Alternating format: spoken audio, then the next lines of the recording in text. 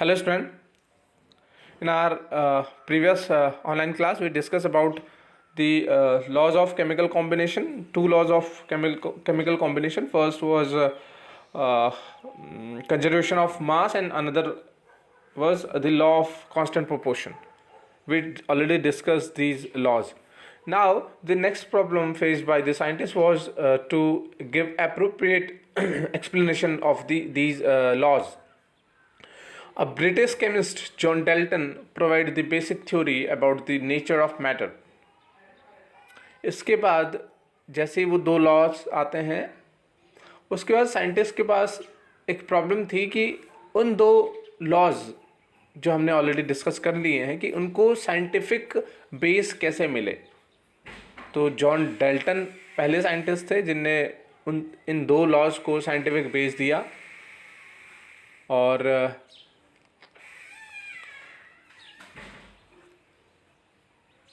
his theory about the nature of matter provide the base of the two laws. Dalton picked the idea of divisibility. Dalton ने क्या करा? Divisibility का idea लिया. Divisibility means divisibility of matter. Dalton ने बताया कि if we divide if we break down the matter it will break down in the smallest or tiny particles, but one time will come when the particles will not divide further. So these particles which are not dividing further known as atom. He took the name atom as given by the Greek and said that the smallest particles of matter are atom. His theory was based on the laws of chemical combination. Dalton's atomic theory provided an explanation for the laws of conservation of mass and laws of definite proportion. Now, according to Dalton atomic theory, all matters, whether an element, a compound or a mixture, is composed of small particles called atom. Dalton ने बताया कि कोई भी matter हो, चाहे वो compound हो, molecules हो या फिर मिक्सचर हो, these all are made up of smallest or tiny particle called atom. The postulate of this theory may be stated as follows.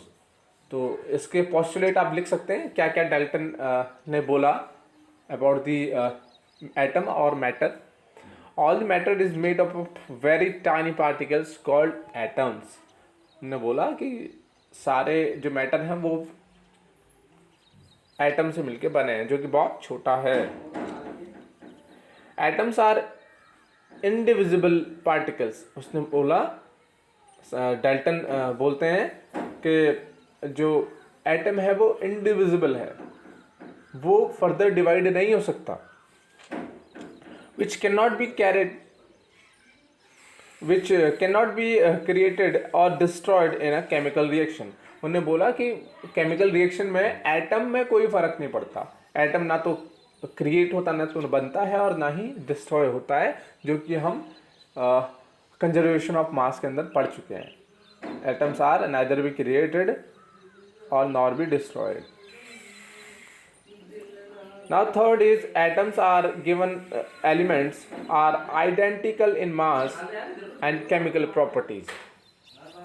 हमने इससे पहले लॉज में पढ़ा था, वही चीज़ डिस्कस हो रही कि एटम्स किसी एक एटम और किसी एक एलिमेंट के एटम आइडेंटिकल होते हैं, मीन्स एक जैसे होते हैं और उनकी केमिकल प्रॉपर्टीज भी एक जैसे ही होती है.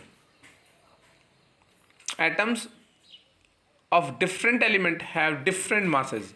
और डिफरेंट एलिमेंट्स के जो एटम्स हैं उनकी केमिकल प्रॉपर्टी भी डिफरेंट ही होगी. if you are taking the atom of iron or you are taking the atom of gold, the property of gold and iron differ with each other. They have the difference between each other. लेकिन अब if you are taking the iron atoms, so because they are identical, then all the chemical properties of these atoms are same. Fifth, atoms combine in the ratio of small whole numbers to form compound. हमने ये law of definite proportion में भी बात करी कि atoms क्या करते हैं, एक फिक्स रेशियो में कंबाइन होते हैं और कंपाउंड बनाते हैं. जैसे आपने देखा है, हमने बात करी थी वाटर की, और वाटर 1:8 के रेशियो में कंबाइंड होता है. The relative number of and kinds of the atoms are contain in a given compound. और किसी एक कंपाउंड की अगर बात कर रहे हैं, अगर हम कार्बन डाइऑक्साइड की बात कर रहे हैं, तो उसमें कार्बन और ऑक्सीजन के एटम्स फिक्स होते हैं. कार्बन का एक एटम और ऑक्सीजन के 2 एटम ही कंबाइन होते हैं और एक प्रॉपर एक कंपाउंड बनाता है. H2O के अंदर हाइड्रोजन के 2 और ऑक्सीजन का एक एटम ही कंबाइन होगा, तभी H2O बन सकता है, वाटर बन सकता है. अदरवाइज अगर इनके नंबर्स वेरी करते हैं तो फिर एक नया कंपाउंड बनता है, अलग कंपाउंड बनता है. जैसे हाइड्रोजन के 2 और ऑक्सीजन के 2 एटम लेते हैं तो हाइड्रोजन पर ऑक्साइड H2O2 बन जाता है. Then the relative number these are the 6 postulate of this theory you will study in the next chapter, that all atoms are made up of still smaller particle. यहाँ तक तो हम Dalton तक हमको ये समझ में आता है, जैसे कि डाल्टन ने डिस्क्राइब करा है कि एटम्स इनडिविजिबल हैं और एटम को हम लोग डिवाइड नहीं कर सकते. लेकिन ऐसा ट्रुथ नहीं है, ये बात सच नहीं है. हम एटम को भी डिवाइड करते हैं और देखते हैं उसके, वो भी एटम भी बहुत सारी चीज़ों से मिलके बना है, मीन्स सब एटॉमिक पार्टिकल से मिलके बना है. These are electron, proton, neutrons. तो इनसे मिलके ही एटम बना है. तो ये बोल देना कि एटम इंडिविजिबल है, वो सही नहीं है. हम वो फर्दर स्टडी में पढ़ेंगे. Till then, thank you, take care.